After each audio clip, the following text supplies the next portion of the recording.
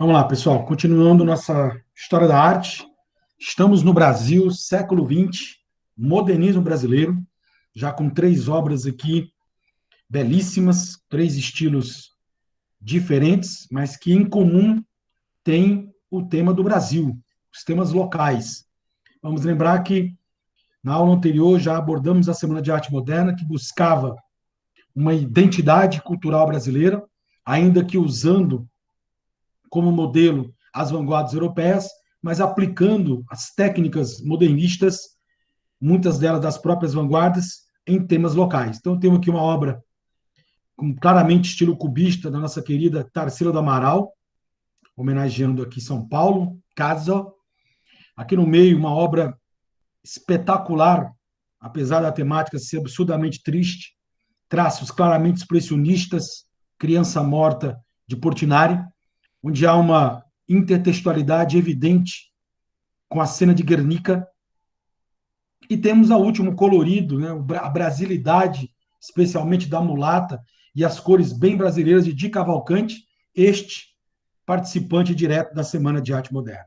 Entrando no modernismo, o contexto está aqui, mas eu acrescentei algumas informações, porque no nosso contexto anterior, nós trabalhamos ali os fatos históricos, políticos até mais ou menos 1922. Agora, vamos passar de 22. Nós vamos chegar agora à década de 50/60 no Brasil. Então, algumas coisas vão ser relevantes. Então, desde lá, da bela época, das vanguardas europeias, do todo o progresso que o mundo viveu, isso chegou ao Brasil devagar, mas chegou. Tivemos aí no meio desse caminho, para fazer um Drummond, algumas pedras em meio ao progresso, à urbanização, ao crescimento das grandes cidades. A Primeira Guerra Mundial, a crise de 1929 e a Segunda Guerra Mundial. Claro, um pouquinho antes dessa Primeira Guerra, um pouquinho depois da Primeira Guerra, acentuou-se o nazifascismo, que será, inclusive, a base para a ocorrência da Segunda Guerra Mundial, que ninguém imaginava que fosse acontecer, muito menos que fosse ser tão terrível, tão pior quanto a primeira. E isso influencia na temática. Então, os artistas, a partir desse momento, não vão mais querer apenas fazer deboche do passado, ou muito menos fazer obras de arte descompromissadas. Tanto que nós veremos, dentro da arte contemporânea, que o mundo pós-45 é arte contemporânea, é a pós-modernidade, vai ter muito mais compromisso ideológico, social, usando a arte. Então, depois da Segunda Guerra Mundial, entraremos na Guerra Fria. Isso interfere nas artes, você vai ter literalmente movimentos artísticos ligados ao capitalismo e outros movimentos artísticos ligados ao socialismo. Agora, o nome é socialismo, é União Soviética, nesse caso. Criação da ONU e da OTAN, dois órgãos aí, até hoje, muito falados, praticamente dominados pelos americanos. E no Brasil, nós estamos vivendo a República Velha, que ainda pega essa arte moderna, o café com leite no seu auge, e aí vem o problema, essa alternância de poder, chega uma hora que não resiste mais, e aí juntou com a crise de 29, e você vai ter o início da Era Vargas com muito conturbado. Uma radicalização política, e aí nós vamos observar, quando eu falei Era Vargas, estou nos anos 30. Praticamente, uma galera que eu vou abordar agora já está finalizando o seu processo de arte moderna, que seria uma espécie de primeira fase das artes plásticas brasileiras, o início de uma outra fase com certas mudanças, não só nas temáticas, mas também nas técnicas. O Brasil vai viver um radicalismo nos anos entre 37 e 45, esse radicalismo retorna em 64, e há quem diga que voltou em 2019, 2018 também, a ideia de direita e a ideia de esquerda. Um momento muito eufórico no Brasil, uma época democrática, de um crescimento econômico, industrial muito grande, que é o governo Juscelino Kubitschek, inclusive para as artes foi muito importante. Grandes nomes das artes surgem nos anos 50 e 60, mas aí veio, além desse espaço, uma migração interna muito grande, com temáticas nordestinas sendo acentuadas, e aí veio o regime civil-militar, durante 64 até 85, depois a abertura política. Esses últimos dois em vermelho, nós vamos ver muito mais na abordagem da arte contemporânea. Bom, nós passamos pela Semana de Arte Moderna, já sabemos qual é a intenção da semana, e podemos dizer agora que estamos entrando em modernismo, que tudo que eles queriam foi conseguido, ou seja, conseguiram implementar uma nova estética nas artes plásticas brasileiras, conseguiram chamar a atenção para temas locais, conseguiram consolidar inovações e técnicas usando as vanguardas europeias e vão impor agora, literalmente, já estão aptos. Nós vamos ver aqui características intrinsecamente brasileiras, ou seja, mesmo usando ainda técnicas, como vamos dizer lá no antropofágico, importadas, estas serão devoradas, reelaboradas, adaptadas para uma cara mais brasileira, com cada vez mais engajamento, com cada vez mais temas nacionais sendo colocados. Bom, e o primeiro que trabalhamos aqui, lembrar que nós vimos Lazar Segal e vimos Anitta Malfatti nos dias de ontem, 2 participantes da semana, esse também participante da semana, o carioca Di Cavalcante. E esse participou desde o início, ele desde 17, já começou a entregar o grupo, né? Em 19 fez uma pequena exposição, onde hoje é o MASP, né? Um espaço aberto chamado Trianon, que da toa que lá hoje chama-se Trianon MASP, até a estação do metrô. Ele chocou o público porque colocou mulatas seminuas em suas telas coloridíssimas, e o que chocou não foi a nudez, foi o fato de colocar mulatas, porque o tema envolvendo a cultura afro era um tema tabu, não era aceito nem na própria elite das artes brasileiras, tanto que só vai ganhar notoriedade a cultura afro a partir do governo Vargas, quando ele institui a cultura afro brasileira como elemento de brasilidade. Mas antes de ter uma lei, a arte é que promove esse tipo de discussão, e o Di Cavalcante foi o primeiro a fazer. Suas influências: expressionismo, cubismo, muralismo mexicano. Ele teve contato, vai fazer grandes painéis também, tanto ele como Portinari, e ele vai trazer isso para a sua obra. Outra característica bem modernista e muito peculiar, o uso de muitas cores.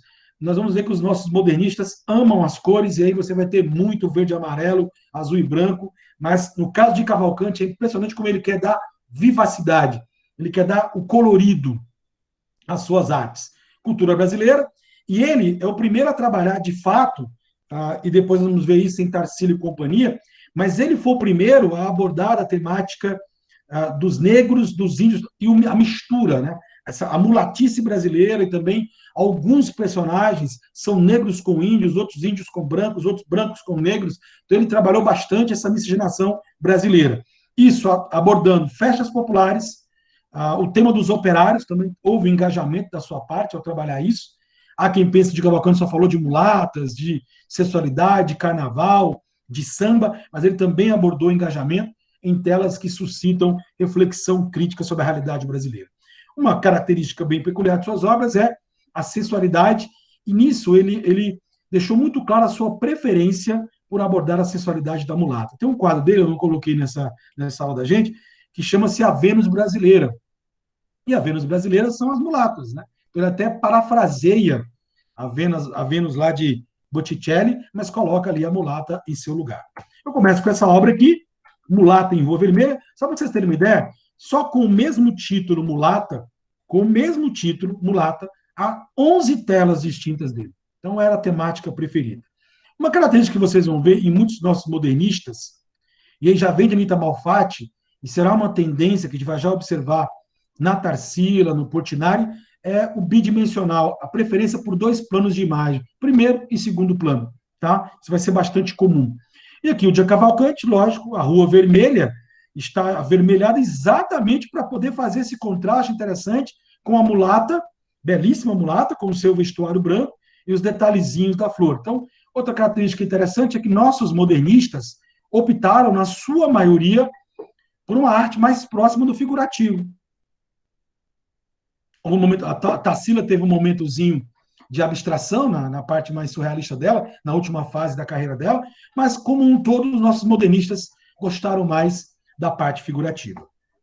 Daqui, um dos quadros, teve um quadro antes desse, também chamado Samba, que tem uma parcial nudez, que foi exposto no Teatro 22, que chamou muita atenção. É um quadro muito similar a esse que ele fez depois, baseado no de 22, e aqui uma fala dele, em uma das suas biografias, que ele justifica o porquê de tanto usar a mulata, e sempre ela dançando samba, ou numa roda de capoeira, sempre atrelada à cultura afro. Tá? A mulata, para mim, é um símbolo do Brasil.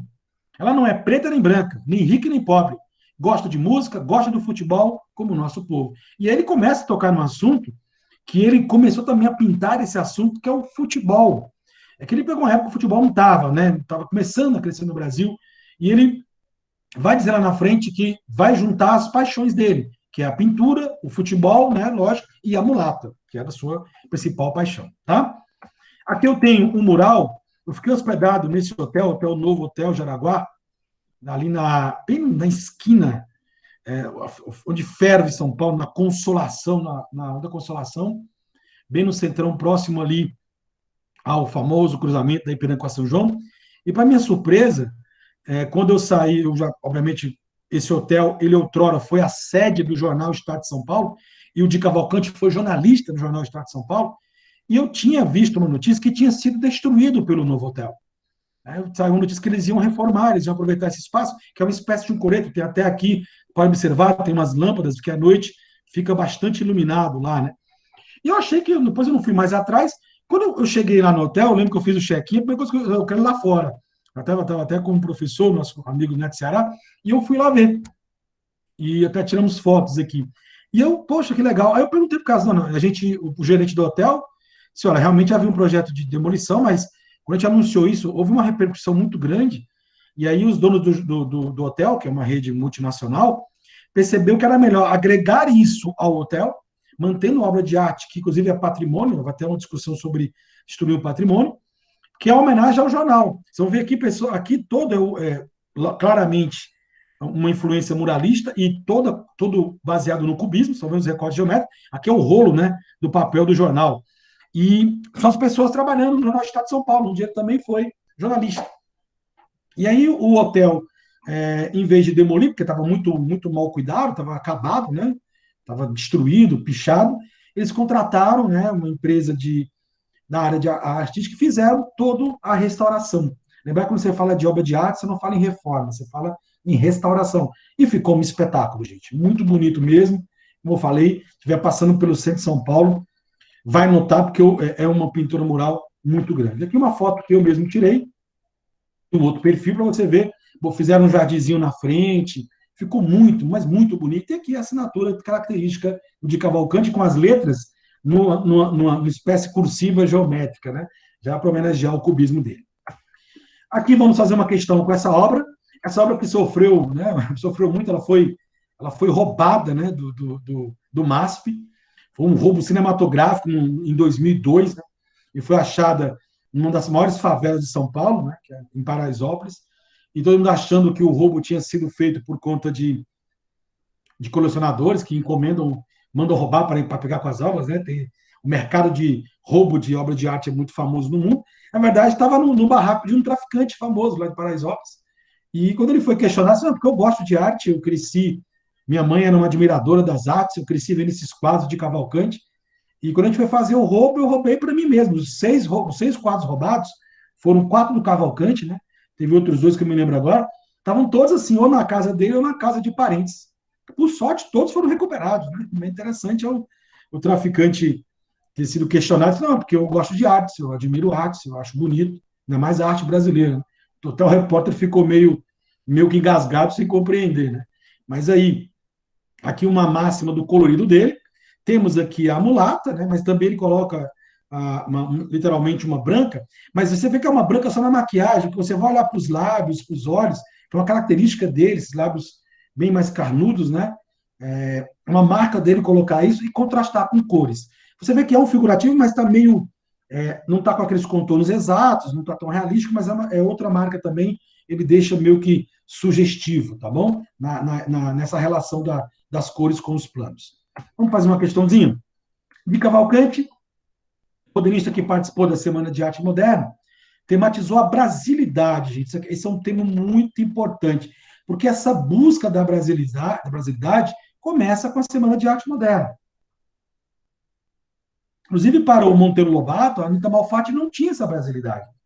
Já o Monteiro elogiou o Di Cavalcante, via no Di Cavalcante, de fato, um moderno brasileiro. Cotidiano cultural, por meio de personagens femininas, aí 99% dos seus quadros são personagens femininas, repleta de cores. Bom, te dei uma informação já. Na obra Cinco Moças de Guaratinguetá, que é uma cidade que fica quase no meio do caminho entre São Paulo e Rio, pegando a Via Dutra, né? O artista, ao retratar as moças interioranas, né, todas coloridas, com seus vestuários, pretende aperfeiçoar a ideologia política ao apresentar o quadro social das mulheres nordestinas. Não é o foco, a gente vai ver isso aqui na obra do Portinari. No próprio de Cavalcante também ele tem obras que ele aborda a questão social, mas não é esse quadro. Uma alternativa que está correta, mas não para essa obra aqui que está sendo colocada. E aí vale aquela máxima que você vê no Enem. Muitas vezes as questões são sobre o contexto, ou sobre o autor, ou sobre a escola que o autor faz parte, e outras vezes a questão é sobre o quadro que vai ser colocado. Aqui é um exemplo do quadro que vai ser colocado.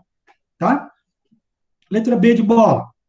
Inserir a discussão social e priorizando o papel das mulheres nas artes plásticas modernistas. Mais uma vez, é uma temática, é um tema que vai acontecer, ok? Mas não é o foco do quadro. Essas mulheres, essas 5 moças, que você nem sabe quem são, né? Não estão representando as mulheres nas artes plásticas modernistas, tá bom? Letra C. Aliás, vamos só lembrar que se você pensar em modernismo, na literatura, a nossa primeira artista vai ser lá na segunda fase, que vai ser a Raquel de Queiroz, depois a Cecília de Meirelles. Mas nas artes plásticas, é uma mulher que dá o pontapé inicial, a Anitta Malfatti. Tá? E já, depois da Semana de Moderna, chega um pouquinho depois, a Tarsila do Amaral. Mas também serão as únicas. Letra C. De forma figurativa e cromática, demonstrar o imaginário popular através de personagens anônimas. Pode ser, porque eu não sei quem são essas moças e tem 2 características muito importantes do de Cavalcante, que é a forma figurativa, que predomina na obra dele e de quase todos os modernistas, e o cromático, que são as cores. Sempre lembrando a você que a prova do Enem estará preto e branco, né? Como todas as provas de vestibulares que vocês vão fazer. Então, há de se tomar esse cuidado. Vamos lembrar que a liberdade cromática, as cores, vão aparecer em praticamente todos os modernistas brasileiros. Letra D, questionar os valores artísticos figurativos em prol de uma pintura livre de convenções acadêmicas. Essa última parte, perfeito. Ele pinta livremente, legal, bacana, mas ele não está questionando nada de figurativo porque ele está usando o figurativo. Então, nós temos aqui um distrator nessa letra D de dado, tá? Agora, uma resposta letra D que eu gosto de fazer respostas que eu posso aproveitar. Por exemplo, eu poderia pegar essa mesma letra D e torná-la uma resposta correta em uma questão de vanguarda. Não é isso? Não poderia botar uma questão de vanguarda que questiona o figurativo? Podia ser uma questão de abstração que questiona o figurativo em prol de uma pintura livre. Tá bom? Letra E. Essa letra E, nós vamos ver um pouquinho na frente, um bom exemplo da letra E, que tem uma deformação e é do ideal topofágico, é o Abapuru, que já vamos abordar. Então, nesse caso da questão número 1, letra C, mas veja que eu poderia aproveitar as outras 4 alternativas em situações distintas. Tudo bem, pessoal? Beleza? Tudo bem. Qualquer coisa, só perguntar. Vamos para outro autor? Vamos aqui, eu acabei de falar que a maioria dos nossos artistas brasileiros gosta da liberdade cromática, do cromatismo, muitas cores. Vamos pegar uma exceção, ó, já está aqui, já deixei destacado, ó. Esse cara aqui, aliás, o pernambucano, né, que conheceu Paris, ele dizia, olha só a frase dele, para mim só existem 2 cidades, Recife e Paris. Chique, né? Para mim também só tem 2 cidades, Teresina e São Paulo. Pronto, acabou. Esse Cedilha Monteiro, ele vem do Nordeste com a temática nordestina enraizada, mas vem com uma temática indígena realizada. Talvez pela ligação, né, também do Nordeste, Pernambuco, ainda tem muitas tribos indígenas e tal. Temas principais, religião, ele é uma temática bem dele mesmo, você não vai ver tanta religião nos outros sites, mas ele gosta de trabalhar religião, tá? Bastante mesmo. Trabalhadores, atletas, vaqueiros e paisagem. Se você pegar bem, religião tem a ver muito com o Nordeste, que é mais enraizado, vaqueiros e paisagens serão também do Nordeste. Os trabalhadores têm o Nordeste, também tem o pessoal de São Paulo, onde ele vai morar um tempo, depois vai para o Rio, e uma preferência por atletas, né? Você vai ter uma explicação já por isso, porque os corpos dos atletas são muito definidos. Como ele vai usar muita definição da figuração geométrica, bem cubista, os atletas são perfeitos para ele fazer os desenhos dele, tá? Uma preferência pelas aquarelas, que é você fazer a dissolução dos pigmentos de tinta em água, ele gosta disso, já vê as tonalidades que ele consegue encontrar que são interessantíssimas, as linhas indígenas e muito, mas muito a figuração geométrica. Então, claramente o cubismo reina aqui na obra do Vicente do Rego Monteiro, que, ao contrário dos outros modernistas, prefere usar pouquíssimas cores, principalmente o ocre, o cinza aqui e o marrom.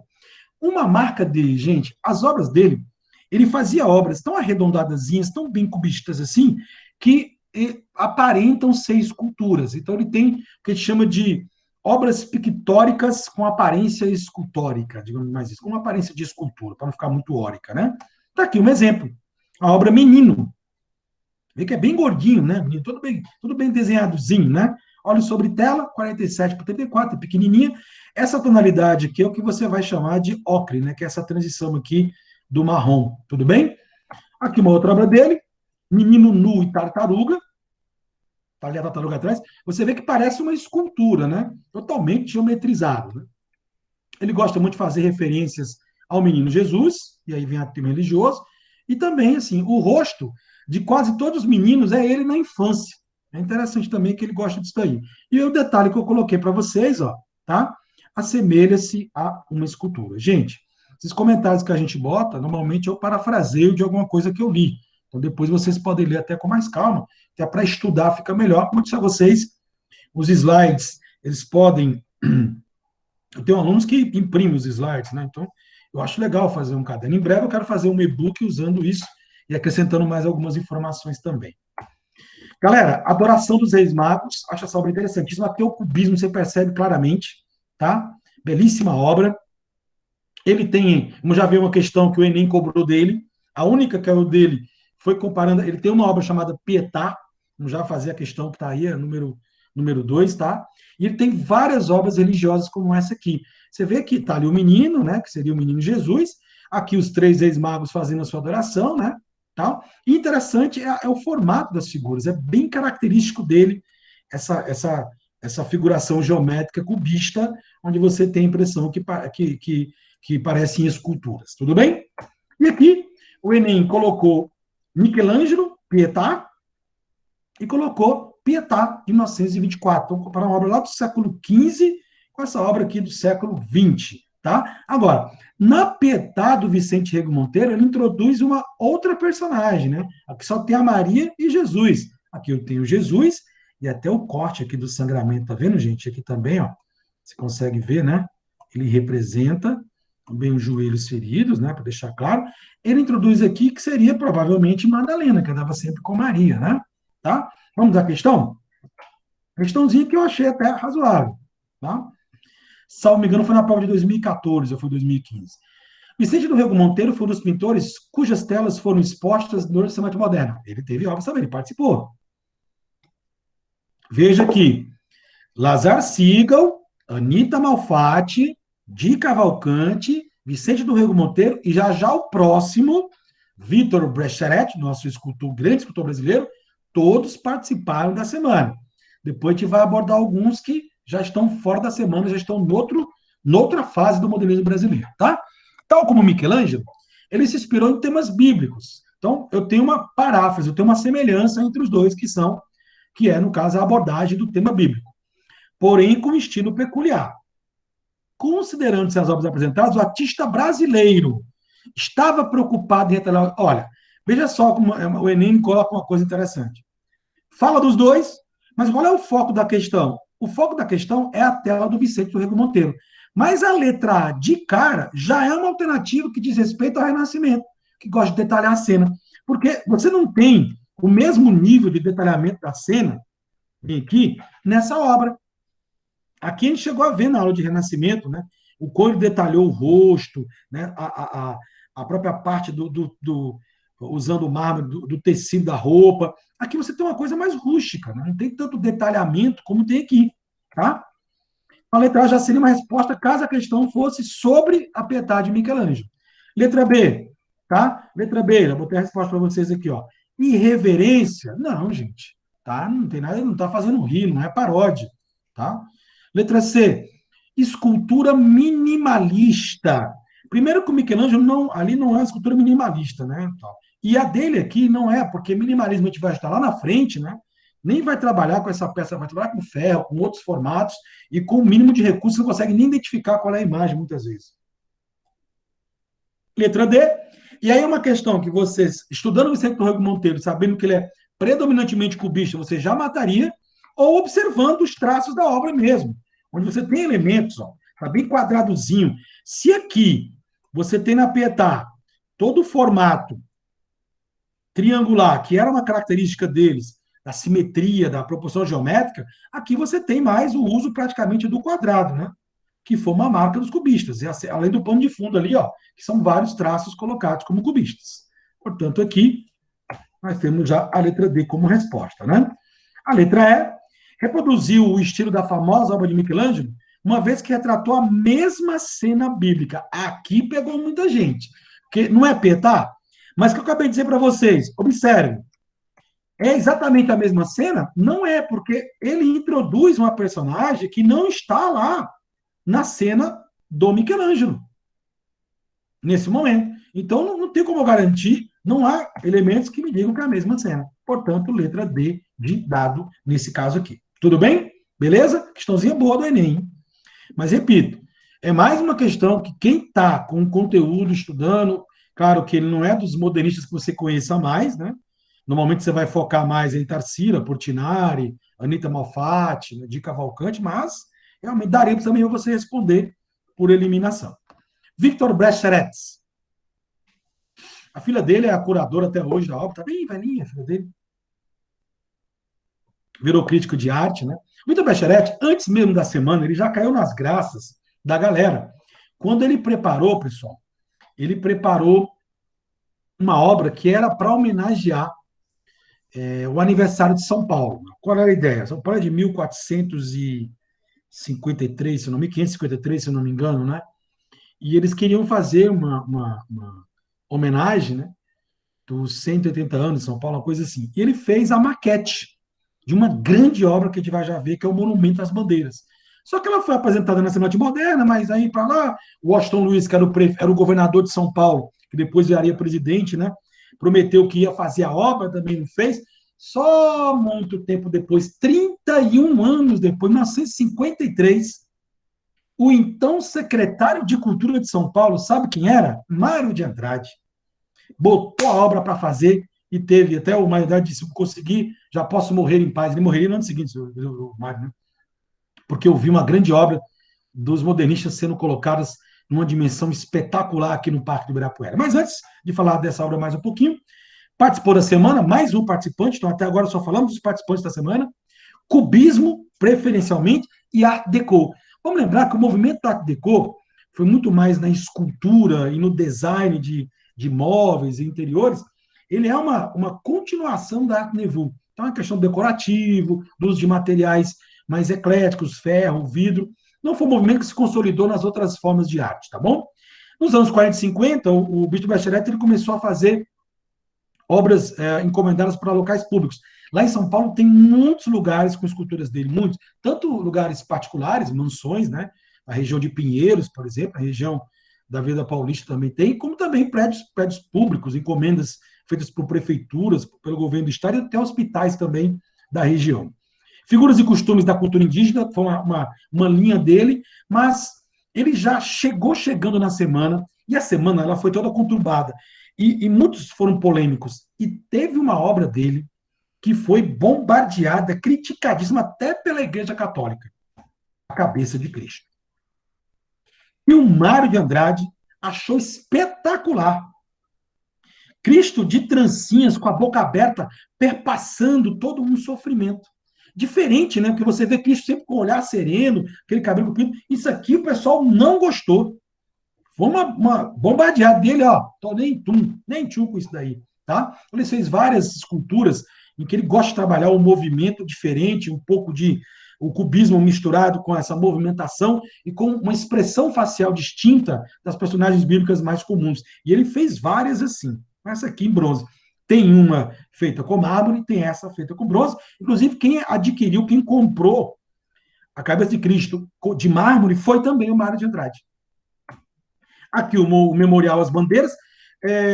Vocês devem ter acompanhado, esse ano tivemos muitas contestações a tudo que envolve colonização e exploração. Essa obra foi pichada, né, porque alguns veem como um monumento a massacre. Vamos lembrar que o outro lado da história dos bandeirantes, tudo bem, vamos lá, o lado apaixonante, o lado bonito, o lado poético dos bandeirantes, desbravaram o Brasil, né? Abriram rotas comerciais saindo de São Paulo, tanto que de São Paulo, da capital, saem rodovias que vão para o interior de São Paulo, e a homenagem é para os bandeirantes. Tem a rodovia Fernão Dias, que liga São Paulo a Belo Horizonte, a rodovia dos Bandeirantes, que pega ali Campinas, Atibaia, vai até o fim de São Paulo, atravessando o estado de São Paulo. Tem a rodovia Raposo Tavares, que vai ligar São Paulo a Curitiba. Então, olha só, nome de grandes nomes.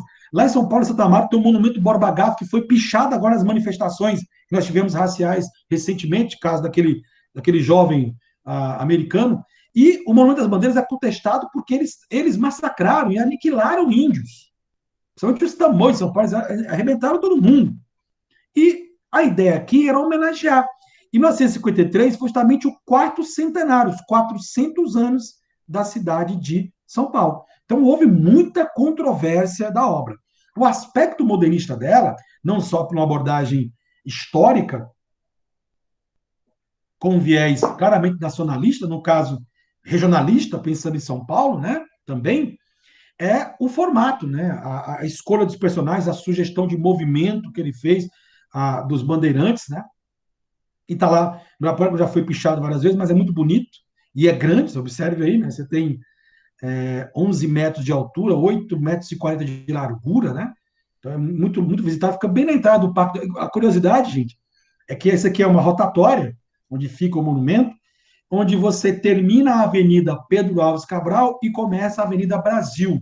E aí a ligação, os bandeirantes fizeram esse link de descobrimento e literalmente desbravaram o Brasil. Tudo foi pensado, tudo é proposital aqui nessa possibilidade. Aqui um comentário retirado de um site, que é um site que eu uso muito e confiável, que é o Enciclopédia Itaú Cultural, um comentário sobre essa alegoria, né? Então, é toda metaforizada essa obra, tá? E aqui eu chego em outras duas peças, uma peça só com duas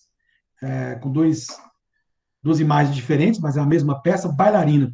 Você vê a beleza da peça e um caráter bem enxuto da bailarina. Você vê que é o movimento que ela está fazendo, ali a cabeça com o braço para trás e as pernas, encontra-se no Congresso Nacional. Tenho até medo dessa peça lá. Meu Deus. Aqui é a filha dele, né, que é a presidente da fundação, Sandra Becharet Pellegrini. Ela faz aqui um comentário interessante sobre a obra, que ele morou um tempo em Paris, então ele veio com essas ideias, e aí já vem com a arte deco todinha, e ele começa a administrar mais, a usar muito mais as peças em bronze. Mas é muito bonita, né? A leveza que passa, o uso do material é muito bem feito, né? Então, bastante sintética a obra, mas bem metafórica na proposta da ideia bailarina. Os pés, então, perfeitamente bem colocados aqui. Só não acho que lá no Congresso seja o lugar, mas tudo bem. Tatsilinha. Começa com o autorretrato dela, belíssimo. Ela fez pelo menos uns 3. Invento tudo na minha pintura. E o que eu vi ou senti, estilizo. Bom, ela não. Agora começamos uma fase dos que não participaram da semana, mas pertence a esse primeiro momento modernista. Agora vale uma explicação. Gente, lá na literatura, a gente tem consolidadas as 3 fases modernistas: 22 a 30, cujo marco inicial também é a Semana de Arte Moderna, 30 a 45 e 45 até os dias de hoje. Nós não temos ninguém propôs até hoje uma divisão da arte plástica brasileira em termos de modernismo. Mas a maioria dos autores, por convenção, coloca de 17, por causa daquela polêmica de Itamalfati, primeira exposição de fato modernista brasileira ali e tal, até mais ou menos os anos 30, como uma espécie de uma primeira fase. Dos anos 30, e aí tem um cara chamado Portinari, que é o divisor de águas, até os anos 50/60, uma segunda fase. Porque a partir dos anos 60, já mistura com arte contemporânea e começa a ter muitos brasileiros, muitos artistas não conseguem mais ter uma definição de movimento. A gente vai ver que depois na arte contemporânea, os movimentos são muito rápidos, são muito efêmeros, e aí você não consegue nem determinar uma cronologia fácil de compreensão. Tá? Então a Tarsila já é da galera que não participou da semana. Ela chega, aliás, meses depois, 3 meses depois de São Paulo. Tá? E vai ser muito importante na consolidação desse modernismo nas artes plásticas. Tá? Fez parte do grupo dos 5, que a Anitta Malfatti também fez. Né?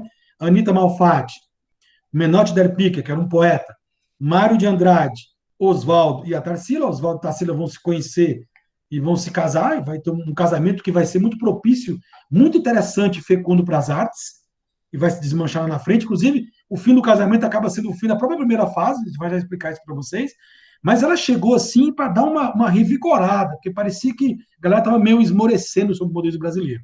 Bom, e vai integrar também dois movimentos importantíssimos, que são movimentos artísticos que incluem pintura, literatura, as artes plásticas como um todo, que é o Pau-Brasil, feito por já marido dela, Oswald de Andrade, com a participação dela, do Mário também da Anitta, e o Antropofagia, aí a Anitta não vai fazer parte mais, nem o menor, praticamente só o Oswaldo, a Tarsila e o amigo inseparável dos dois, o Mário de Andrade. Se a Anitta Malfatti é predominantemente expressionista, as marcas cubistas dominam completamente a obra de Tarsila.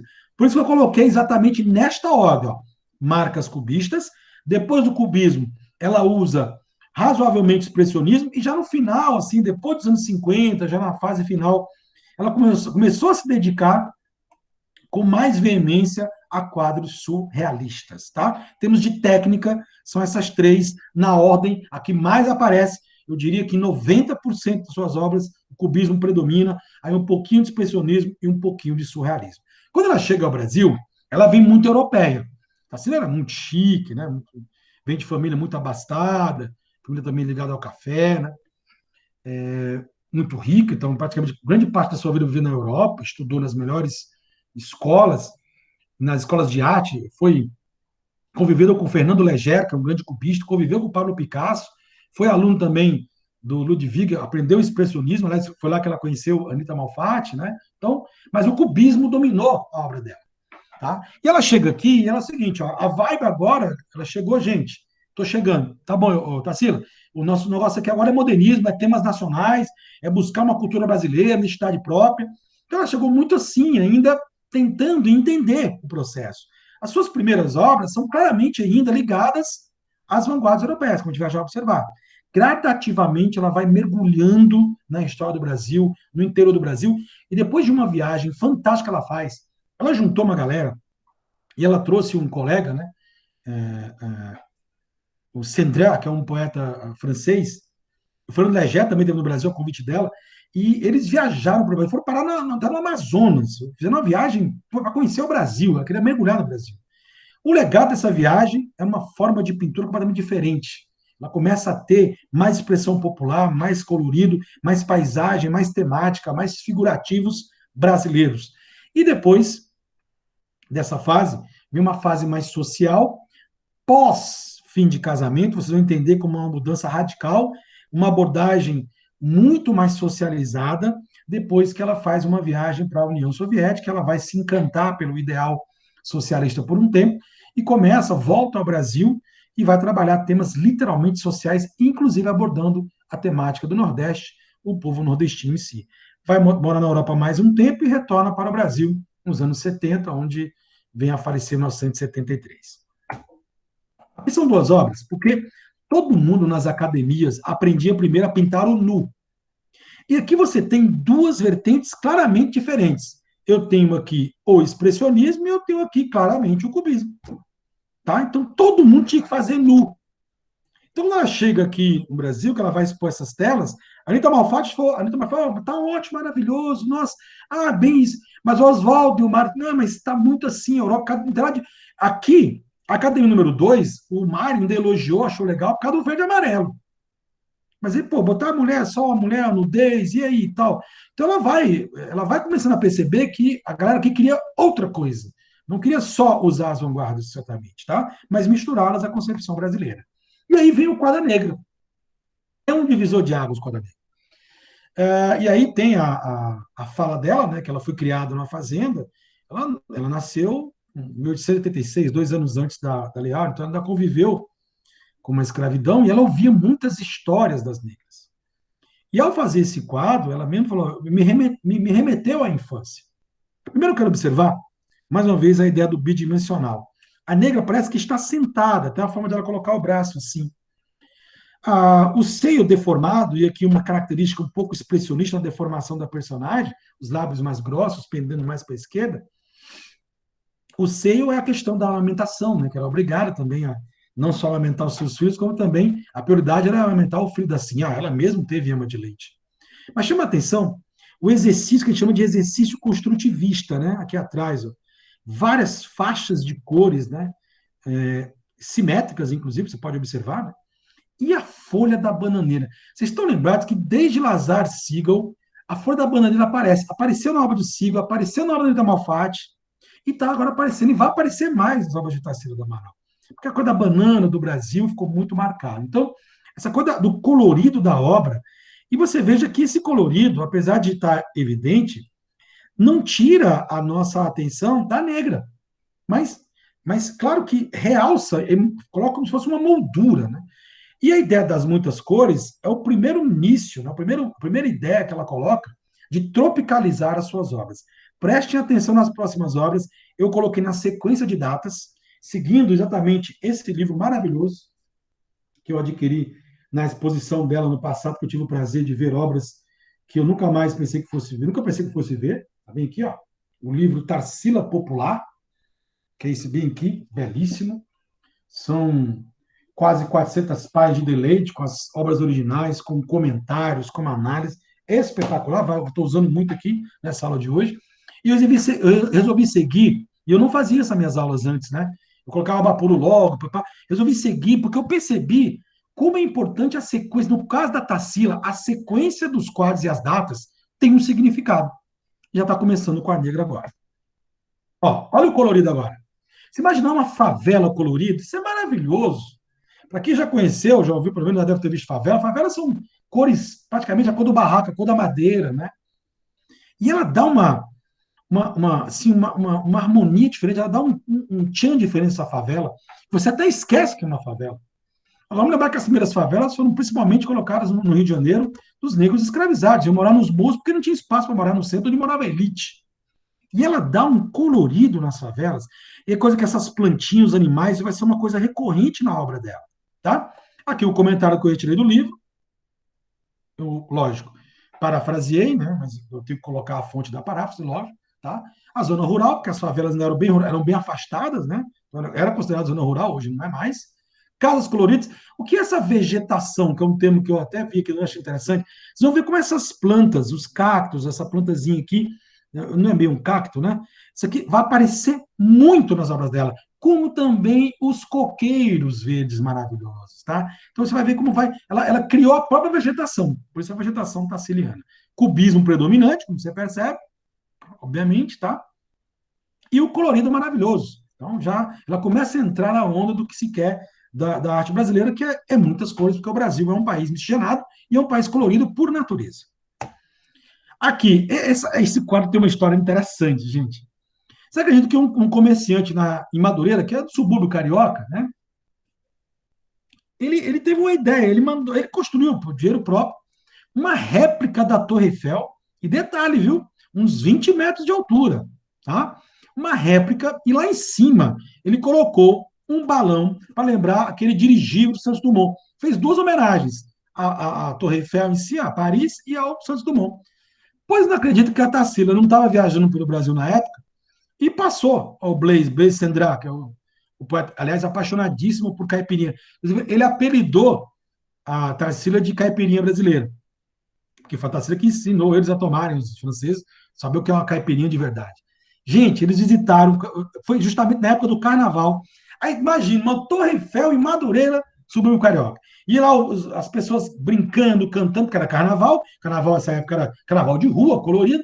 Ela achou aquela imagem espetacular e resolveu fazer o quadro. E deu esse colorido aqui maravilhoso, né? Tem no Paraná. Paraná tem, realmente tem. Eu não lembro qual é a cidade, né? Que tem uma réplica da Torre Eiffel. Interessante, né? Então, achei isso aqui interessantíssimo. Eu não sabia da história. E aí a vantagem, você, às vezes, você não conta essas coisas em site, né? Ó, o livro dela, tá bom? Você lendo que você vai descobrir as coisas, né? Eu falo, tudo bem que a internet é maravilhosa, né? Ela nos fornece coisas espetaculares, mas às vezes você tem detalhamentos que só em livros mesmo, tá? Então tá aí as cores evidentes. Ó, 1924. Ah, detalhe, aqui já havia sido lançado o movimento Pau Brasil. E uma das características do pau-brasil, tanto na literatura como nas plásticas, é você abordar a temática brasileira, a cultura brasileira de raiz. E ela, nas artes plásticas, faz isso com o quadro Paisagem com Touros, com Carnaval em Madureira, com a Feira 1 e a Feira 2, abordar o cotidiano brasileiro e principalmente aquilo que identifica o Brasil como Brasil. Cores, os coqueiros, as frutas, o colorido maravilhoso. Tá bem aqui, ó. Mais um da fase pau-brasil que ela fez parte. Esse pássaro é muito interessante, né? Vai aparecer em 4 telas dela diferentes. Ali um coelho, pássaro amarelinho, banana, laranja. Tem a Feira 1 e tem a Feira 2. São 2 versões desse quadro, tá? A Feira 2 é um pouquinho diferente. Mas aqui as casinhas, ó. Tá o azul, tá o amarelo, tá o verde. Olha que beleza, como é chamativo, tá? E claro, o cubismo reinando totalmente. Cubismo reinando totalmente, tá? É uma cena do cotidiano, que ela consegue misturar algumas imagens, tá? E já começa. Então, a fase pau-brasil dela, cenas do cotidiano, a arte popular e, claro, tudo que identifica visualmente o Brasil. Eu coloquei isso aqui, eu joguei no grupo de vocês, mais tarde vocês vão acessar essa matéria. Aqui, o nome dela, sabe qual é o nome dessa mulher aqui? Tarsila do Amaral. É a sobrinha neta da Tarsila. Escreveu uma biografia interessante sobre. Ela conviveu ainda um pouco com a tia avó, né? E ela é responsável por toda a obra da Tarsila, em direitos autorais, tudo que você pode imaginar. Ela escreveu um livro, né? O livro Tarsila com Amor. Eu até vou adquirir esse livro, eu tinha na época que saiu, não comprei. Olha para a pose que ela está fazendo, você identificou alguma coisa? Muito bem. Ela defende, ela fez escrever uma tese, né, e ela é bem apropriada, porque ela conviveu, que a pose do Abapuru, e agora você vai entender o que eu estou falando, tá bem aí, ó. Na verdade, né, tem as teorias, mas a teoria que ela defende, a que ouviu da própria Tarsila, então ninguém vai discutir, né? E nesse livro também, o autor coloca essa informação, de que certa vez a Tarsila, ainda casada com o Oswaldo, fez uma pose nua para o espelho, dessa forma, com a mão assim, e ficou se olhando. E o Oswaldo achou aquilo interessantíssimo, né? Que ela estava fazendo, ela não falou nada. E ela teve, então, depois disso, a ideia de pintar o Abapuru. Eu quis fazer um quadro que assustasse o Oswaldo, sabe? Que fosse uma coisa mesmo fora do comum. E ela pintou o Abapuru. Outra também relação que se faz é com o quadro Melancolia, do Edward Munch, que está lá o rapaz assim, né? Mas vamos lá, o quadro foi feito de presente de aniversário para o Oswaldo. Estavam casados, né? Inclusive, ainda estavam. Um pouco menos de um ano depois desse quadro vai ter a separação, né? Infelizmente. Porque, eu falo infelizmente, porque a separação ela foi uma coisa sentimental, mas que atrapalhou a arte brasileira. Porque depois que os dois se separam, a amizade do Mário também se rompe e acaba o modernismo. Literalmente, a primeira fase acaba. Vamos já entender esse negócio. Bom, tá aqui eu tenho a aridez brasileira, o cacto, ali o sol, a laranja, parece uma coisa de uma laranja. E aí você vê a pose agora da sobrinha, você vai entender um pouco, né? Tá bem aí, né? Nesse caso. Mas, claro, que a análise mais comum, ela foi pesquisar, né? Quando o Oswaldo viu o quadro, ele achou aquilo, ele achou, isso é maravilhoso, isso parece uma anomalia, uma deformação humana, tá? E a característica expressionista do quadro, né? Que é essa deformação. E eles foram procurar juntos, escolher o nome do quadro. Ela não tinha escolhido o nome do quadro. E ao pesquisar no Tupi-Guarani, e naquela vibe de pesquisar as coisas brasileiras, homem que come gente, abapuru, canibal. E daí nasce a ideia do Oswaldo do movimento antropofágico, que é cada vez mais devorar tudo que é importado de cultura estrangeira, mas devorar para criar uma nossa. Então, não mais replicar. E aí começa uma fase de você querer distanciar essas vanguardas europeias, ainda mesmo que utilizando, mas dando uma cara mais brasileira.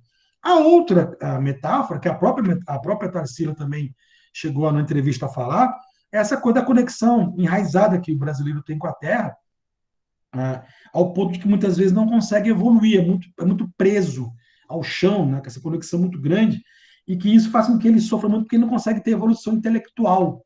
Foi mais uma justificativa para a cabeça tão pequenininha, né? Então, cabeça grande e os membros, ó, braçais e as pernas maiores, mais grossos, mais chamativos. Então, aquela coisa do trabalho braçal e pouco intelectual. É uma crítica que ela faz, de certa forma, aos intelectuais brasileiros. Tinha também uma direção para isso daí. Logo depois vem o quadro, no ano seguinte, Ainda Estão Casados, com Antropofagia. E esse quadro, claramente, é uma mistura de dois quadros dela, né? A negra com o próprio Abapuru, tá? E aí vem a ideia, né? A nova etapa do pau-brasil, que é o antropofágico melhorado, é a ideia de você devorar tudo para poder criar e converter em algo que depois a gente possa exportar. E tá aí o cacto, tá aí a bananeira, tá aí o verde e amarelo, bem chamativo, esse quadro, o original dele na Pinacoteca. O Abapuru, que eu tive o prazer de ver, não está conosco, está no Museu de Buenos Aires, porque foi um quadro que foi vendido, né? Ainda em vida, e acabou nos leilões, foi o quadro que foi vendido por 1.800.000 dólares em 95, hoje ele vale mais de 50 milhões de dólares, né? Esse quadro aqui. E o dono dele é um argentino, está no Museu de Buenos Aires, que cedeu gentilmente ano passado para aquela exposição da Tarsila que bateu recordes até hoje. Nenhuma exposição brasileira teve tantos visitantes. Eu fiquei quase uma hora na fila, mas valeu a pena cada minuto lá. E eu cheguei cedo, o máximo abria 10 horas. Eu cheguei 8h30, já tinha fila. Pra você ter ideia, tá? E tava frio pra cacete, inclusive. Foi em maio do ano passado, mas foi maravilhoso. Tá lá, ver o Abapuru, bem molduradozinho, bonitinho, né? Na tela. Mas também tinha outras obras dela fantásticas, né? Eu até fiz um vídeo, vou botar no grupo de vocês, eu fiz um vídeo diretamente lá que eu gravei, né? Para poder falar para os alunos na época, tá? Esse é um quadro que não está na... Antes de morrer, praticamente ela doou todos os quadros para a Pinacoteca de São Paulo. Tem alguns também no MASP, né? Então no Museu de Arte de São Paulo, Assis Chateaubriand, mas esse não tem como, porque esse está na mão de particular. Tá? Vamos agora para a fase social. Bom, eu quero falar um pouco da vida dela aqui. Depois de 29 vem a separação, infelizmente, uma situação muito triste para a Tarsila, que ela foi embora do Brasil, apaixonada pelo Brasil, mas foi embora. Tinha uma amiga dela, a Patrícia Galvão, apagou, artista plástica também, sem muita repercussão. Eram amigas e ela veio morar no Brasil, veio para o Brasil de volta, ficou na casa dos dois, e o Oswaldo vai acabar tendo um relacionamento com a Pagu. A Tarsila descobre só depois de um ano, praticamente, ainda mais com a Pagu grávida, né? E a Tarsila tentando engravidar e não conseguiu do Oswaldo, complicado. A separação foi difícil, houve agressão por parte do Oswaldo, o Mário se meteu na confusão. A amizade dos dois nunca mais voltaria. Né? O Oswaldo, inclusive, morreu tentando pedir desculpa, para aceitar o perdão do Mário, o Mário também não aceitou. E aí ela vai embora do Brasil, foi a fase que ela vai para a Europa, depois ela vai para a União Soviética, vai ter uma fase que ela vai conhecer o socialismo, vai gostar, vai escrever sobre, e vem os quadros, né, a fase social dela. E um dos quadros que inaugura a fase social é o Operários.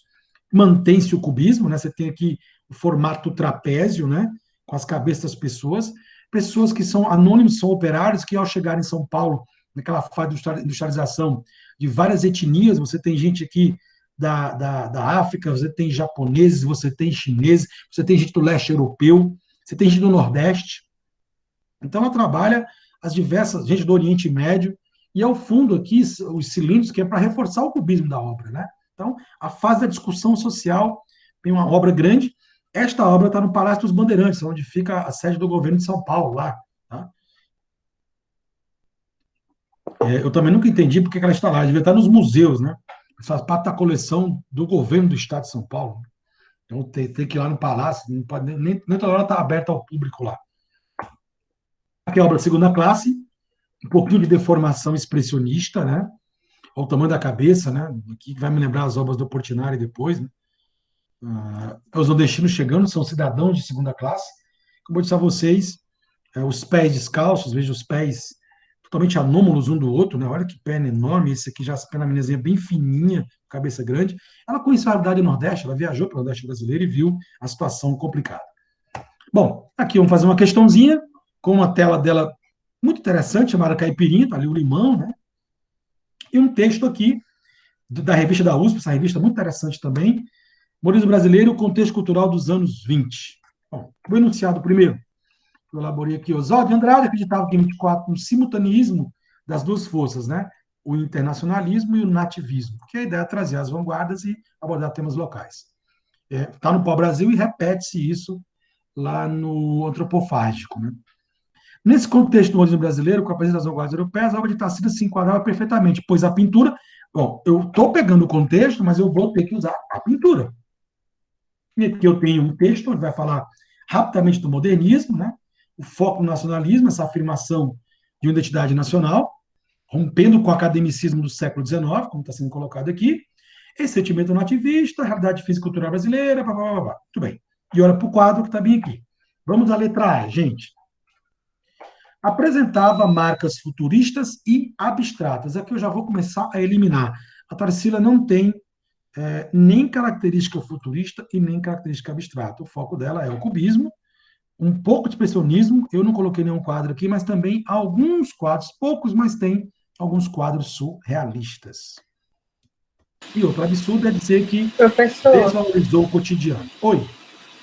algumas obras da Tarsila não tiveram marcas futuristas, porque ela falava da modernidade, progresso.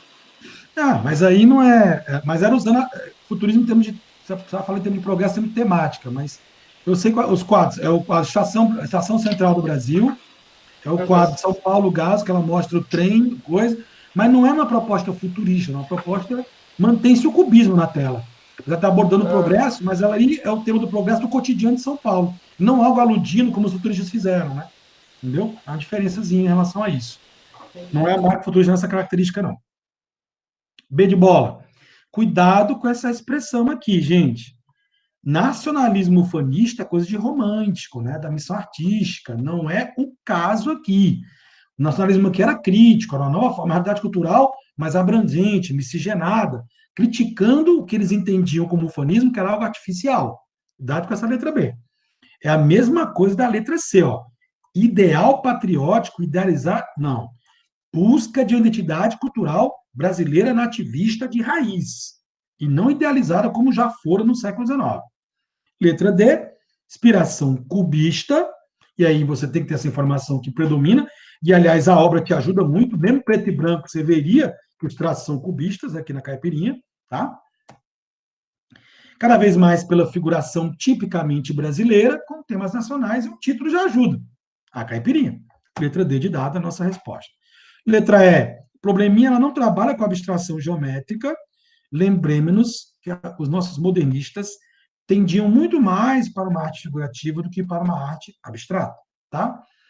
E aqui a cromática reduzida. Sabe que para quem serve essa letra E, que é um pouquinho abstrato, geométrico e cubista e cromático reduzido, o Vicente do Rego Monteiro. A letra E poderia ser para uma questão que envolvesse alguma obra dele que se encaixasse nisso aqui. Tudo bem? Beleza? Cândido Portinari, também postei para vocês aí um vídeo maravilhoso, um poema que o Drummond fez para ele, está cantado, musicado declamado pelo Milton Nascimento, e tem a explicação da obra Guerra e Paz, que é fantástica. Aqui o autorretrato. Ele, se a Tarsila é predominantemente cubista, o nosso Portinari é mais expressionista, apesar de que ele foi uma mistura danada, ele foi bastante eclético. E seus grandes painéis, usou muito o muralismo mexicano. Ele foi preso aqui durante a ditadura do Vargas, Estado Novo, passou 2 anos no México, exilado, dos quais 8 meses morando na casa de Diego Rivera, grande muralista, né? Até porque também, em comum, além de arte, ambos, todos eles, ele, a Frida e o Diego, todos eles eram comunistas, então, eram simpatizantes do comunismo, então a militância política era comum a todos eles aí. Portinari, gente, ele literalmente viajou por esse país para ver a dificuldade de um país enorme como o nosso de não conseguir atender, e a gente diria que até hoje é assim, né, as demandas da população mais pobre, né? Então ele tem essa fase da pintura dele relativa ao social, e o social dele principalmente ligado às questões do homem nordestino. Outra linha dele, onde tem um pouquinho de surrealismo, inclusive, é a parte da infância, né? Ele pinta vários quadros da infância, aludindo um pouco aos sonhos, das lembranças de infância que ele tem, que ele coloca na tela. E ele teve uma grande honraria, quando em 57 a ONU convidou, o Brasil foi convidado, e ele diretamente pela ONU, para fazer os 2 painéis Guerra e Paz que estão lá dentro da ONU. Na hora que você entrar na sede da ONU em Nova York, a primeira coisa que você vai ver são 2 painéis enormes, um chamado Guerra, chamado Paz, pintados por ele, que infelizmente essa obra demorou muito tempo para ele terminar, e ele a fez sem os cuidados, né, que deveria ter ao lidar com a tinta, e ele morreu exatamente em consequência de situações de inalação de muita tinta, né? Então, questões mesmo pulmonares. Ele tem uma outra temática social que é tudo abordando o café. E bem aqui você vai ter muito o expressionismo, um pouquinho de cubismo, mas muito mais o expressionismo na deformação. Você veja os braços, né, de quem trabalha na lida com o café. As mulheres aqui mais na parte da separação das sacas. Aqui é o cara que manda, né? Ele faz uma alusão histórica à exploração do café, até porque ele é de uma cidade, a cidade dele é Brodowski, uma cidade, inclusive, que é uma cidade na linha, na rota do Rio Paraíba, né? Que é todo o percurso que o café fazia. Então, ele conviveu com essas coisas, na infância dele, com a questão do café, com a linha de trem, que estava o café para o Porto de Santos, né? Aqui, ó, o menino é o diabo, né? Pendurado aqui, ó. Então, você tem praticamente dois planos da obra. O primeiro plano, os homens fazendo a parte mais dura, mais física, o pessoal aqui, ó, fazendo aqui, ó, a colheita do café. Outra obra dele conhecida, Lavador de Café, também uma obra que você consegue ver, a preferência dele é pelo bidimensional, por dois planos da obra, ele ia perder de vista, né, as lavouras, né, a plantação, e aqui, ó, sutilmente eu tenho um trem. Então dá a impressão que ele está numa parte mais alta, né, digamos assim. Mais uma vez, gente, olha a força monumental e a deformação do corpo. A parte expressionista aqui é essa deformação da figura humana, exageradamente assim na questão da força. Não é um expressionismo de medo, angústia, dor que a gente viu lá na Europa. Então, é uma adaptação temática diferente. A deformação está no uso das cores, como você está vendo aqui, nas pinceladas. Você vê que o céu dele aqui, ó, tivesse feito as pinceladas dessa forma bem rápida, e o exagero aqui, a deformação, o exagero dos braços e das pernas, para mostrar a força de trabalho do negro, que é o que interessa para o café nessa perspectiva aqui. A linha social, eu vi esse quadro está lá no MASP, né, faz parte do coisa, é um quadro lindo, belíssimo, mas logicamente com a temática terrível, tá? Vamos lembrar que a segunda fase modernista da literatura na prosa abordou o tema nordestino da seca e da miséria, Vidas Secas, Raquel de Queiroz com 15, A Bagaceiros e Américo de Almeida, e na pintura, o melhor apresentado, caiu várias questões já, a FUVEST cobrou uma questão em que botou um trecho de Vidas Secas para você escolher uma tela, né, para representar, e a resposta era criança morta. Mas podia ser uma questão de morte vida severina também, tá? Aqui é a cabaça, tá? O desespero, porque mais uma criança morta, a fome é o motivo. E essa cena aqui, ela é uma paráfrase muito clara da obra de Guernica, mas também, não citei lá no início, uma paráfrase de Pietà. Pietà também carrega o seu filho morto nos braços, né? E vocês vão ver que na obra Guerra e Paz, essa cena vai aparecer lá. Ele faz uma intertextualidade. No caso, pode ser uma intratextualidade, quando você aborda uma temática de sua própria obra, tá? Então, aqui, ele sai dessa coisa do regionalismo, do caipira, ele vai trabalhar o nordestino em outra perspectiva, então ele difere um pouco do Almeida Júnior. Outra obra muito conhecida, só o nome Retirantes, tem 3 telas que ele fez, tá? Mas essa aqui é a mais conhecida, tem também as gravuras, ele também fez gravuras, tá? Também está lá no MASP, tá vendo aqui a barriga d'água, né?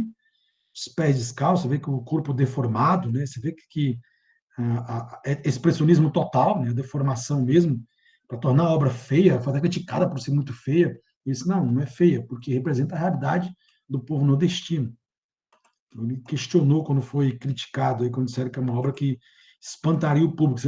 Ele dizia, não fiz obra para público, obra para reflexão social, para engajamento. E Guerra e Paz. Depois vocês assistam o documentário, também o vídeo, é belíssimo, por favor, assistam amanhã com mais calma, tá? Tá aqui, Guerra e Paz, 14 metros de altura por 10 aí de largura, gente.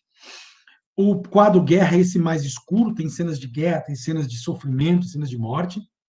E o quadro mais amarelo tem cena de criança, tem cena de brincadeira, jogos infantis, pessoas, casamento. Então ele fala tudo que é alegria simboliza ali a parte mais colorida. E as cores mais fechadas ali, desse mural aqui à esquerda, esse aqui, são as cores que simbolizam a morte, a guerra em si, todo o mal que a guerra traz. Então, belíssimo. Então, vamos só deixar claro para vocês. Você fala em ONU, que é em Nova York, O prédio da ONU foi arquitetado por Oscar Niemeyer. Só, né? Você entra na ONU, dá de cara com 2 painéis de Cândido Portinari.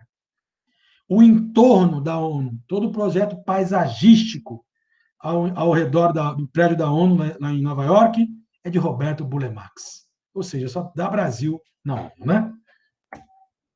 Vamos fazer uma questãozinha, o mestiço, outro quadro dele, mestiço, então já observa que a temática é a mistura do negro, obviamente aqui pode ser com o índio, pode ser com o branco, está mais para o índio aqui nesse caso. Vamos à questão? A obra Mestiço insere-se no projeto de pintura de Portinari dos anos 1930, que ajudou a construir a representação do homem brasileiro dentro do imaginário nacional. O Portinari é apontado como a transição da primeira para a segunda fase. Por quê? Porque ele é o primeiro a abordar a temática social com mais veemência. A Tarsila até que fez, claro. Mas é ele, Portinari, que inaugura essa transição, digamos assim, tá? Considerado o maior representante plástico do nosso modernismo, realmente é um dos grandes nomes, né? 2 nomes do Brasil. Nesta obra, pessoal, retifica a visão idealizada dos pintores do século XIX, que insistiram na miscigenação cultural e social. Só um detalhe. Vamos lembrar qual é a pintura brasileira do século XIX, galera? É a missão artística, no caso do Brasil, e o realismo. Vocês estão lembrados de ter tido miscigenação cultural e social nas obras que você viu na missão artística do realismo? Você viu a abordagem do Caipira, do Almeida Júnior, mas isso não é miscigenação. Você não viu isso. Então, não pode retificar o que não existia. Essa coisa da miscigenação é o modernismo que traz no resgate para as obras. B de bola. Cuidado com a B de bola. É uma grande pegadinha. Gente, não é o negro brasileiro. Olha o nome da obra, o mestiço. O negro está no lavador de café, lá naquela das obras. Aqui não. Olha, está correto, expressionismo, tem, beleza. Tá? Muito cuidado com essa letra B. Quando eu botei essa questão aqui num dos simulados, muita gente marcando a letra B de bola, mas muito cuidado que o 4 é o mestiço, não é o negro. Visão crítica acerca do sistema econômico cafeeiro que explorava o imigrante africano. Não é imigrante africano, tá? Não é. É um mestiço. Reforça a preocupação social, e aí é uma coisa importante na obra dele, ao destacar o trabalhador do campo, que é um mestiço, utilizando o bidimensional, outra característica dele, gosta mais de 2 planos, para enfatizar bem. Veja que o primeiro plano é o mestiço, é o que é para chamar a atenção, tá? E o figurativo. Já encontramos nossa resposta, a letra D de dado. Letra E. Glorifica a mão de obra mestiça no ambiente rural, destacando na figura elementos surrealistas. Nós não temos nenhum elemento surrealista aqui e nenhuma perspectiva geométrica. Portanto, 4, letra D de dado. Beleza? A letra B eu vou ter de propósito mesmo. Ele está modelado esculturalmente, é uma obra dele sempre nota forte, bem escultural, tem um pouco de expressionismo mesmo na obra, mas não é o negro brasileiro que trabalhado, é o mestiço. Vamos fechar agora? A última parte. Oswaldo Goeldi, que teve no Enem 2017, tá? É um gravurista que usou muito bem o processo de estilogravura, tá? Mas ele deu um tchan, porque estilogravura é preto e branco, e ele deu um colorido diferente, vocês vão já observar. Interessante. Infelizmente, um artista com muitos problemas pessoais, né, de depressão, frustração, infelizmente vai chegar ao suicídio, mas teve uma carreira muito rápida, mas bastante marcante, principalmente ao abordar o expressionismo em suas obras. É praticamente a única tendência que ele utiliza das vanguardas é o expressionismo. A realidade é muita aparência, e a força do artista está em captá-la. Começa com essa obra aqui, Chuva. Observe que tudo é preto e branco, e ele dá um tom, ele adora o tom vermelho, né? Que é o tom da emoção, que ele diria, né? Tal. Bem aqui, ó, que espetacular. Aí destaca, inclusive parece de longe parece até uma maçã, né? O guarda-chuva. Então são estilogravuras pequenas, né? São centímetros mesmo, tamanho de uma folha A4. Ele também ficou um pouco famoso porque ele ilustrou o livro Calanorato, que é um livro do Raul Bopp, né? Sobre as lendas amazônicas. E aqui eu trouxe uma obra dele também, que eu achei muito bonita e muito sentimental, né? Aqui um comentário desse site também, que é interessante, Arte e Artistas. Nessa obra, Goeldi apresenta uma metáfora da questão social. Então, aqui ele juntou o expressionismo, o drama humano, o sofrimento, a angústia de quem mora nas ruas, e veja, ele tem um coração, gente. Está bem aqui, ó. O vermelho é essa lua mais avermelhada, né? Então, o destaque aqui desse homem que mora nas ruas, o abandonado, né? Diante de casas, ou seja, é um contraste social muito forte, mostra que o expressionismo dele teve também um viés, não só um viés autobiográfico de sofrimento, mas também uma linha social a ser trabalhada em algumas de suas obras. Ele teve na prova, no ano de 2018, quando colocaram uma obra, um texto expressionista, e pediu para você ver qual das 5 imagens mantinha uma relação com o texto. E a resposta, Oswaldo Goeldi, tinha uma obra dele bastante expressionista entre as 5 imagens.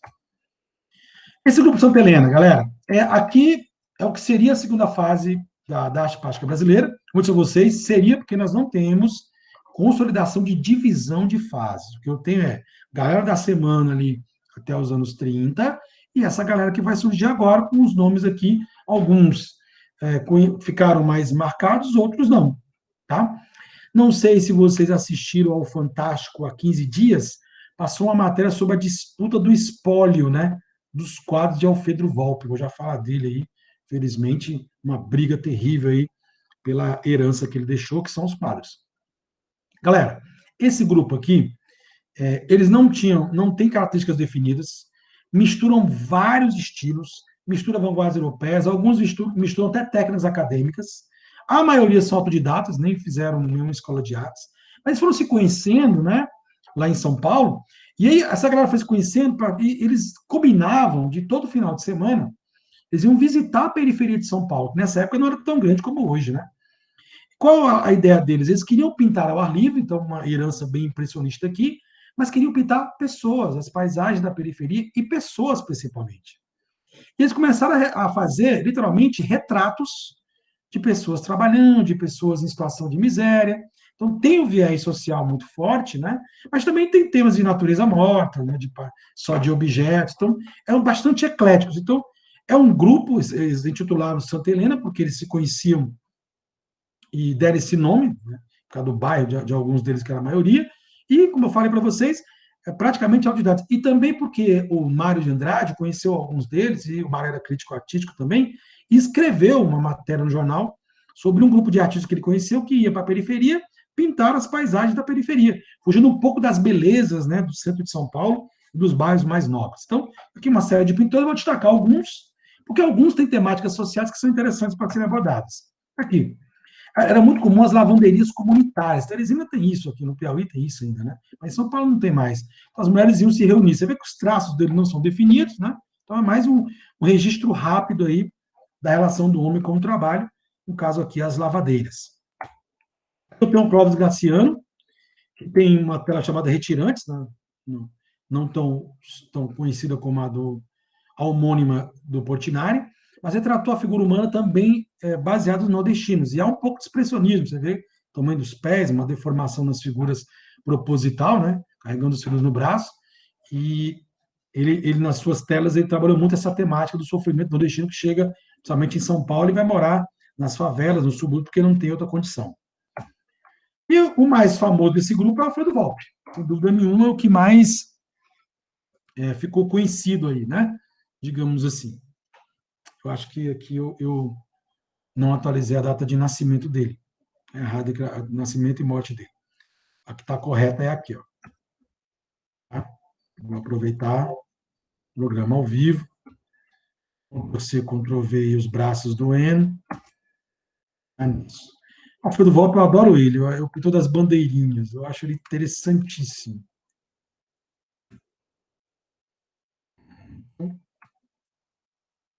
Vou lá colocar de novo para vocês. Assisti a exposição dele, estava no Museu de Arte Moderna de São Paulo, no MAN. Foi justamente em 2018, né, que era uma exposição para lembrar os 30 anos da morte dele. Ele é conhecido pelo uso da têmpera, adora essa pigmentação, né, e misturada, né, dá um colorido todo diferente nas suas obras.